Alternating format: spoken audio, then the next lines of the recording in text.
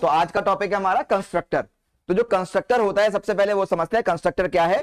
Constructor होता है class का एक मेथड, ठीक है। और वो मेथड क्या होता है, वो एक स्पेशल टाइप का मेथड होता है। स्पेशल क्या होता है, उसमें स्पेशल कुछ क्वालिटीज होती हैं। सबसे पहली क्वालिटी ये होती है कि जो कंस्ट्रक्टर होता है उसका नाम क्लास के नाम के इक्वल होता है। यानी कि अगर मेरी क्लास का नाम XYZ है तो कंस्ट्रक्टर का नाम भी क्या होगा, XYZ। अगर मेरी क्लास का नाम ABC है तो कंस्ट्रक्टर का नाम भी क्या हो जाएगा, ABC। दूसरी इसकी एक स्पेशल क्वालिटी और है, वो क्या है, देखो हम मेथड के बारे में बात करते हैं ना, हम हमेशा क्या लिखते हैं, पब्लिक वॉइड मेन या प्राइवेट वॉइड मेन। उसके बाद हम लिखते हैं, अभी हमने फंक्शन बनाया था पब्लिक बुलियन चेक पैलिंड्रोम, या हमने बनाया पब्लिक इंटीजर रिवर्स नंबर, ठीक है।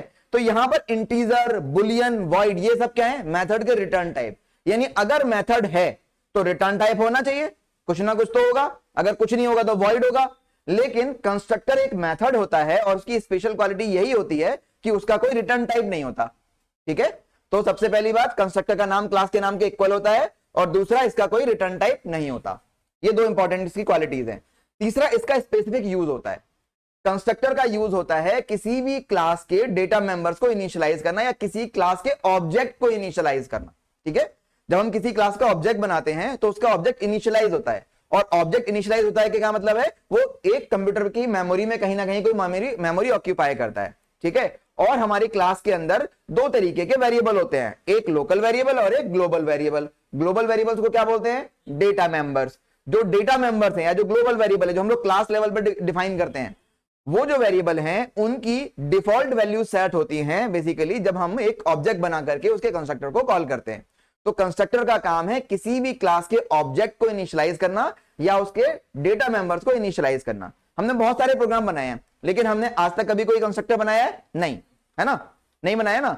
लेकिन फिर भी जब भी हम क्लास पर जाकर के राइट क्लिक करते हैं तो हमें हमेशा वहां पर एक ऑप्शन नजर आता है। अगर क्लास का नाम XYZ है तो राइट क्लिक करते क्या दिखता है, न्यू XYZ। वो न्यू XYZ क्या है, क्लास का कंस्ट्रक्टर है, ठीक है। हमने तो नहीं बनाया, तो बारी आ जाती है कंस्ट्रक्टर के टाइप की, ठीक है। जो कंस्ट्रक्टर होता है वो दो तरीके का होता है। कौन कौन सा होता है, पहला जो कंस्ट्रक्टर होता है वो होता है डिफॉल्ट, ठीक है। बहुत बेसिक बात, बहुत बेसिक लैंग्वेज में बता रहा हूं मैं आपको, बहुत बेसिक बातें कर रहे हैं अभी भी कंस्ट्रक्टर के बारे में। कंसेप्ट तो बहुत सारे, बहुत एडवांस कंसेप्ट भी हैं, हम अभी बेसिक बात कर रहे हैं कि एक हो गया हमारा डिफॉल्ट कंस्ट्रक्टर। डिफॉल्ट कंस्ट्रक्टर वो कंस्ट्रक्टर है जो कंप्यूटर डिफॉल्ट अपने आप क्रिएट करता है। यानी जब हम कोई कंस्ट्रक्टर ना बनाए, हमने आज तक नहीं बनाया अपने किसी भी प्रोग्राम में, लेकिन फिर भी कंप्यूटर हमें हमेशा एक कंस्ट्रक्टर बना के देता है। तो जब हम कोई कंस्ट्रक्टर नहीं बनाते तो कंप्यूटर अपने आप एक कंस्ट्रक्टर क्रिएट करता है जिसको बोलते हैं डिफॉल्ट कंस्ट्रक्टर, ठीक है। डिफॉल्ट कंस्ट्रक्टर क्या काम करता है, इसका क्या मतलब है, जितने भी डेटा मेंबर्स हैं उनको वो डिफॉल्ट वैल्यूज असाइन कर देता है। जैसे अगर मान लीजिए नंबर कोई इंटीजर टाइप का ले रखा है आपने, इंटीजर टाइप का डेटा मेंबर है कोई इंटीजर A, तो उसकी वैल्यू बाय डिफॉल्ट 0 होती है। किसी भी इंटीजर टाइप के नंबर की डिफॉल्ट वैल्यू 0 होती है, तो वो हर ऑब्जेक्ट के लिए A की डिफॉल्ट वैल्यू 0 सेट कर देगा। अगर कोई फ्लोट टाइप का वेरिएबल है B, तो B की वैल्यू सेट कर देगा 0.0। तो वो हमेशा डिफॉल्ट वैल्यूज असाइन कर देगा उन सारे डेटा मेंबर्स के लिए। ये डिफॉल्ट कंस्ट्रक्टर का काम होता है। दूसरा होता है हमारा यूजर डिफाइन कंस्ट्रक्टर, ठीक है। एक हो गया डिफाइन, डिफॉल्ट जो कंप्यूटर बना के दे रहा है, एक हो गया user define. User define constructor जो यूजर यानी कि आप और हम बनाते हैं, जो आप और हम खुद डिफाइन करते हैं, उसको बोलते हैं यूजर डिफाइन कंस्ट्रक्टर, ठीक है। तो दो तरह के कंस्ट्रक्टर हुआ, एक डिफॉल्ट कंस्ट्रक्टर और एक यूजर डिफाइन कंस्ट्रक्टर। अब जो यूजर डिफाइन कंस्ट्रक्टर होता है वो दो तरीके का हो सकता है। कौन कौन सा हो सकता है, मेथड्स याद है ना, मेथड कितने तरीके के होते हैं, दो तरीके के, एक पैरामीटराइज, एक नॉन पैरामीटराइज, है ना। तो ऐसे ही जो मेथड है, क्योंकि वो मेथड ही तो है, तो जो यूजर डिफाइन कंस्ट्रक्टर होगा वो भी दो तरीके का होगा, एक पैरामीटराइज और एक नॉन पैरामीटराइज, ठीक है। एक वो जिसके अंदर हम लोग पैरामीटर पास करेंगे, और एक वो जिसके अंदर हम लोग कोई भी पैरामीटर पास नहीं करेंगे, ठीक है। तो पैरामीटराइज जब हम उसमें पैरामीटर पास कर दें, और नॉन पैरामीटराइज जब हम उसके अंदर कोई भी पैरामीटर पास ना करें। समझ में आया। तो कंस्ट्रक्टर दो तरीके का, डिफॉल्ट और यूजर डिफाइन। यूजर डिफाइन दो तरीके का, पैरामीटराइज, नॉन पैरामीटराइज, ठीक है। अब फटाफट एक एग्जांपल बना के देखते हैं और समझते हैं कि कैसे कंस्ट्रक्टर बनाया जाता है, ठीक है। तो हम क्लियर कर देते हैं। मैंने एक क्लास बनाई, मैंने लिखा सबसे पहले पब्लिक, फिर लिखा क्लास, क्लास के बाद मैंने लिखा क्लास का नाम, क्लास XYZ, ठीक है। ये XYZ नाम की क्लास है। इसके अंदर मैंने क्या किया, एक मेथड बनाया, एक सपोज मैंने डेटा मेंबर ले लिए, इंटीजर ए, इंटीजर बी और इंटीजर सी। ठीक, इसके अंदर मैंने एक मेथड बनाया और उस मेथड का नाम लिखा मैंने सपोज पब्लिक वॉइड ऐड।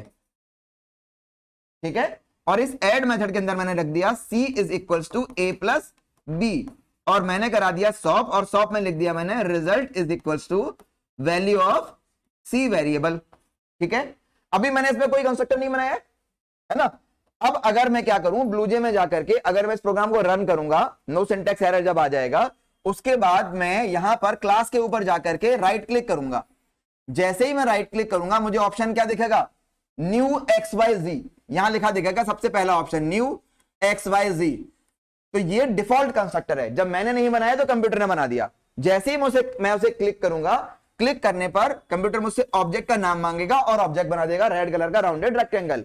जैसे ही आप इसके ऊपर राइट क्लिक करोगे आपको ऑप्शन दिखेगा वॉइड ऐड। जैसे ही आप वॉइड ऐड पे कॉल करोगे या क्लिक करोगे तो ये इस फंक्शनैलिटी को एग्जीक्यूट करेगा।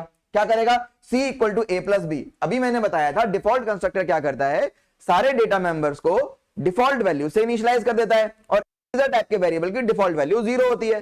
तो a b c तीनों में क्या है, 0 है, तो 0 प्लस 0 क्या आ जाएगा, 0, और प्रिंट हो जाएगा रिजल्ट इक्वल टू 0। ठीक है, ये तो हुआ डिफॉल्ट कंस्ट्रक्टर का केस, जब मैंने नहीं बनाया कंप्यूटर ने अपने आप बना दिया।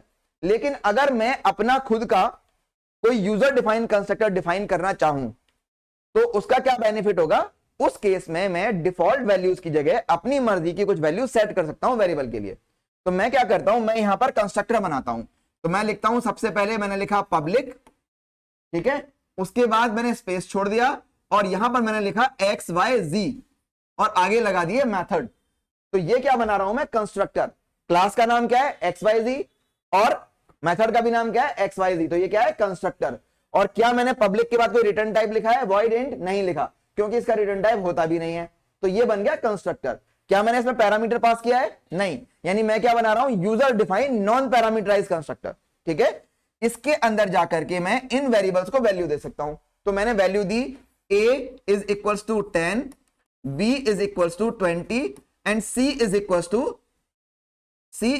टू 0, क्योंकि मुझे मालूम है मैं आगे जाकर के a प्लस बी करने वाला हूं। तो अगर मैं यहां कोई वैल्यू दूंगा भी तो कंप्यूटर हमेशा लास्ट कैलकुलेटेड वैल्यू लेता है, तो वो ओवरराइट हो जानी है ना, इसलिए मैंने यहां पर इसकी वैल्यू 0 ही रखी है। ठीक, अब अगर मैं इस प्रोग्राम को रन करूंगा तो सेम नो सिंटैक्स एरर आ जाएगा। जब मैं राइट क्लिक करूंगा क्लास के ऊपर तो मुझे फिर से सेम ऑप्शन दिखेगा न्यू XYZ। लेकिन अब जो XYZ है वो डिफॉल्ट कंस्ट्रक्टर नहीं है, वो user defined non parameterize constructor है। क्यों, क्योंकि अब मैंने बना दिया है। तो जब मैं खुद का कोई कंस्ट्रक्टर बना देता हूं तो कंप्यूटर अपने आप से कोई कंस्ट्रक्टर डिफॉल्ट कंस्ट्रक्टर नहीं बनाता। ठीक है, अब यूजर डिफाइंड कंस्ट्रक्टर होगा तो आप जैसे ही क्लिक करोगे कंप्यूटर इस कोड को एग्जीक्यूट करेगा और क्या सेट कर देगा, a equal to 10, b equal to 20, c equal to 0। ठीक है, अब जैसे ही आपका ऑब्जेक्ट बनेगा, ऑब्जेक्ट बनने के बाद आपको फिर सेम ऑप्शन दिखेगा वॉइड ऐड। जैसे ही आप वॉइड ऐड को सिलेक्ट करोगे, सिलेक्ट करने पर कंप्यूटर यहां पर जाएगा और करेगा c equal to a plus B. Last calculation से a b c की वैल्यूज क्या है, 10, 20, 0। तो यहां पर क्या कर देगा कंप्यूटर, a प्लस बी में 10 प्लस 20, तो रिजल्ट कितना आ जाएगा, 30। तो जो c की वैल्यू 0 थी वो ओवरराइट होकर क्या हो जाएगी, 30। तो अगर मैं यहां पर c की वैल्यू 100 भी सेट कर देता, फायदा तो कुछ था नहीं, एट द एंड तो ओवरराइट हो जाना था और कंप्यूटर क्या करता है, लास्ट कैलकुलेटेड। तो इसलिए मैंने यहां पर वैल्यू 0 ही रखी थी इस एग्जांपल के लिए। वैल्यू आप चाहो जो रख सकते हो, यहां पर वैल्यू क्या आ गई 30 और प्रिंट कर जाएगा रिजल्ट इज इक्वल टू 30। समझ में आया, ये हमारा है यूजर डिफाइंड कंस्ट्रक्टर जो कि नॉन पैरामीटराइज है। अब मैं आपको बताता हूं अगर मैं पैरामीटराइज कंस्ट्रक्टर बनाऊं तो कैसे बनाते हैं और फिर उसको जब चलाते हैं प्रोग्राम को तो कैसे दिखता है। ठीक है, तो अगर मैं यहां पर, अब मैं इसकी जगह पे राइट यहां पर साइड में लिख रहा हूं, एक मिनट बेटा, मैंने लिखा पब्लिक के बाद मैंने लिखा XYZ और यहां पर मैंने पैरामीटर पास कर दिया, मैंने लिखा integer x comma integer y, 2 parameter मैंने पास किए और इसके अंदर मैंने लिखा a is equals to x, b is equals to y and c is equals to 0। ठीक है, अब मैंने ये वाला डिफॉल्ट मैंने अब नॉन पैरामीटराइज ना बना करके पैरामीटराइज कंस्ट्रक्टर बना दिया। पैरामीटराइज कंस्ट्रक्टर के साथ में मैंने ये वाला मेथड बनाया हुआ है, ठीक है, ऐड मेथड। अब क्या होगा, रन करूंगा, नो सिंटैक्स एरर। जब राइट क्लिक करूंगा क्लास पे जाकर के तो मुझे ऑप्शन दिखेगा new XYZ with 2 parameters, integer x comma integer y। जैसे ही मैं सिलेक्ट करूंगा तो ब्लूजे में क्या होता है, एक डायलॉग बॉक्स खुलता है आपके सामने, जितने पैरामीटर वहां पर पास होते हैं उतने ही पैरामीटर के नाम से यहां पर आपको टेक्स्ट बॉक्सेस दिख जाएंगे। तो आपको देखेंगे इंटीजर x और इंटीजर y। इस टेक्स्ट बॉक्स में अगर मैंने वैल्यू डाली 5 और y के अंदर वैल्यू डाली मैंने 6, नीचे ओके का बटन होता है। जैसे ही मैं ओके करूंगा कंप्यूटर क्या करेगा, x की वैल्यू 5 और y की वैल्यू 6 लेकर के जाएगा और जाकर के यहां से असाइन कर देगा a इक्वल टू x यानी कि a इक्वल टू 5 और b इक्वल टू y यानी कि b equal to 6 and c equal to 0। तो इस केस में जब मैंने ऑब्जेक्ट बनाया तो कंप्यूटर ने क्या किया, जो मैंने वैल्यूज पैरामीटर से पास करी उन वैल्यूज के साथ मेरे ऑब्जेक्ट के अंदर डेटा मेंबर्स को इनिशियलाइज करा। ठीक है, अब अगर मैं इस ऑब्जेक्ट पर राइट क्लिक करूंगा और राइट क्लिक करने के बाद मैं वॉइड एड मेथड को कॉल करूंगा या सिलेक्ट करूंगा तो कंप्यूटर क्या करेगा, c equal to a plus B यानी 5 प्लस 6, रिजल्ट कितना आ जाएगा 11 और प्रिंट कर देगा यहां पर रिजल्ट इज इक्वल टू 11। समझ में आया कैसे काम कर रहा है पैरामीटराइज नॉन पैरामीटराइज? क्लियर है ये पॉइंट?